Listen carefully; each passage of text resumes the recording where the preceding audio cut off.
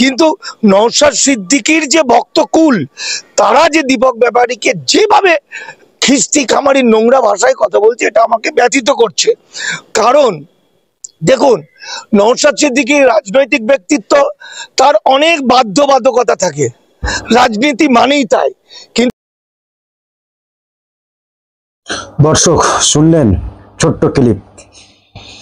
মানিক ফকির সাহেব বলছেন দীপক ব্যাপারীকে নাকি নওশাদ সিদ্দিকীর ভক্ত তাকে ফোন করে গালিগালাজ করছে। আর যে অডিও ক্লিপ আমাদের কাছে রয়েছে, দীপক ব্যাপারী সংবাদ মাধ্যমকে গালাগালি করেছে। কি বলবেন মানিক ফকির সাহেব, কি বলবেন? দীপক ব্যাপারী গালাগালি করেছে সংবাদ মাধ্যমকে, আপনারা শুনলেন। আর একবার শুনুন দীপক ব্যাপারী যে নওশাদ সিদ্দিকীর ভক্তদের এবং বলতে পারেন সংবাদ মাধ্যমকে কিভাবে গালাগালি করেছে, আপনারা বুঝতে পারেন।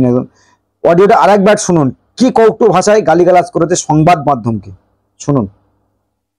যাচাই নওশাদ সিদ্দিকীর যাচাই মেইলি কেস হলো, ওটা কি হলো?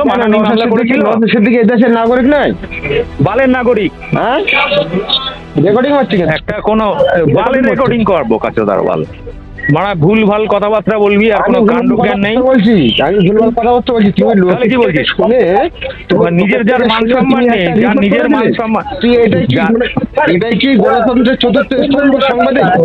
হ্যাঁ, তোর বালের স্তম্ভ তোর কাচোদা। রাখ ফোন, তোর রেকর্ডিংটা ফের আমি দেখি। আরে ভাই ব্যস্ত আছি, ফোনে ব্যস্ত বোঝো না এগুলো? ব্যস্ত অবশ্যই থাকবে তো, ব্যস্ত থাকার কারণ তো কি? ব্যস্ত থাকার কারণ এই মুহূর্তে ব্যস্ত থাকার কারণ তো, ব্যস্ত থাকাটাই তো স্বাভাবিক।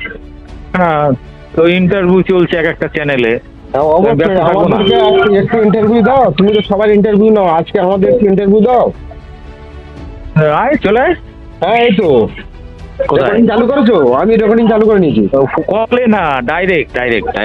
অবশ্যই ঠিক আছে। বলছি যে তুমি যে 30 কোটি টাকার না, এবার 3000 কোটি টাকার কেস করবো। এবার 3000 কোটি টাকা। আমার কথার উত্তর দাও দেবাদা।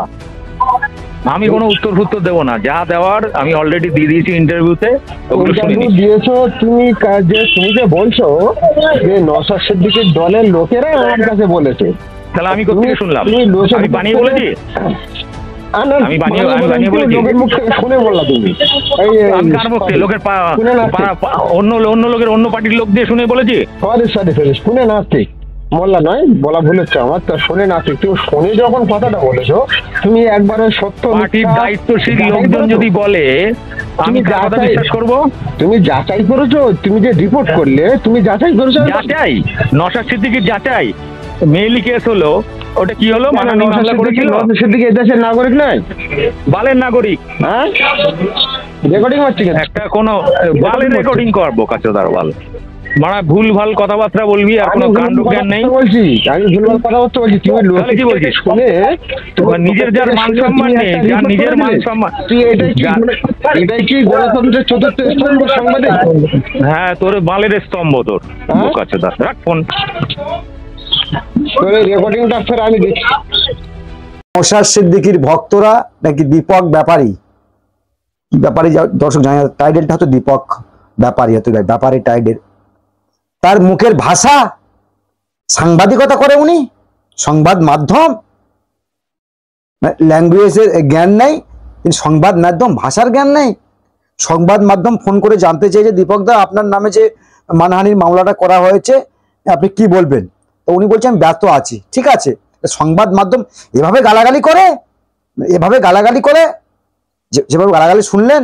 তিনি আবার বলছেন যে সাংবাদিক সংবিধানের চতুর্থ স্তম্ভ, সে আবার কি বললেন, কিসের স্তম্ভ? শুনলেন নিশ্চয়ই, আপনার ভিডিওটা ডিলিট করে দেখবেন। তার মুখের ভাষা, উনি নাকি আবার সংবাদ মাধ্যম, মানুষের নেতা, মানুষের কণ্ঠ, কি দামাল বাংলা সংগঠন করে ওই মানিক ফকিরদের সাথে। আর উনি বলছেন যে মানিক ফকির বলছেন যে নওশাদ সিদ্দিকীর ভক্তরা দীপককে গালাগালি করেছে। সে তো আমাদের কাছে এখন পর্যন্ত নেই, তো যে কল রেকর্ডটা আমাদের কাছে এসছে, উল্টে ওই দীপক ব্যাপারী, যাকে নিয়ে এত চর্চা, সংবাদের শিরোনামে এখন দীপক ব্যাপারী, মানে একটু হাইলাইট হওয়ার চেষ্টা, হাইলাইট হওয়ার পরিকল্পনা। তিনি উল্টে সংবাদ মাধ্যমকে, আমি সংবাদ মাধ্যম কিছুক্ষণের জন্য ছেড়ে দিলাম। আমি বলছি সাধারণ মানুষ জানতে চেয়েছে দীপক ব্যাপারীর কাছ থেকে, হ্যাঁ নওশাদ সিদ্দিকীর ভক্ত জানতে চেয়েছে দীপক ব্যাপারীর কাছ থেকে, আমরা মেনে নিলাম কিছুক্ষণের জন্য নওশাদ সিদ্দিকীর ভক্ত। যদিও ওনার সঙ্গে কথা বলেছি পরে আমরা, উনি নওশাদ সিদ্দিকীর ভক্ত না, ওই টিএমসিটাই করে আর কি। যাই হোক, তো উনি বলছেন নওশাদ সিদ্দিকীর ভক্তরা নাকি গালাগালি করেছে। মানিক ফকির সাহেব কি বলবেন? দর্শক, আপনারা দেখছেন ইনসাফ টিভি টুডে, আর ইনসাফ টিভি টুডের পক্ষ থেকে আমি দেলোয়ার ইসলাম ছিলাম। ভিডিওটা ভালো লাগলে শেয়ার করবেন আর কমেন্ট বক্সে আপনার মতামত জানাবেন।